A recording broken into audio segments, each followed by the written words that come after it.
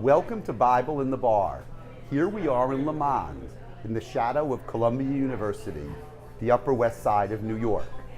Leviticus chapter 21. In this chapter, we're introduced to the laws of the priests as it relates to defilement.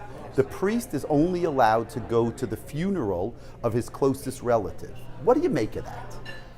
Look, the priest, speaking of our previous discussion about holiness, kedusha, is supposed to be always on an elevated plateau, on an elevated state of holiness, which means that every movement, every action of the priest is like human action, but on steroids. It's like much more concentrated.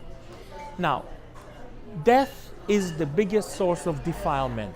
Actually, every time you think of the word tum'ah, defilement, in the Bible, you look for its root and it's death. Because we're a life-affirming religion.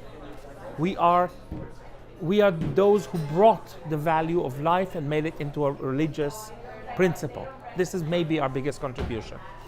And therefore, the priest cannot be defiled by any touch of death.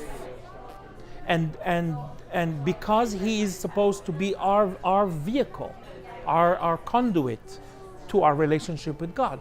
So he must be cleaner than the people and cannot have defilement of death.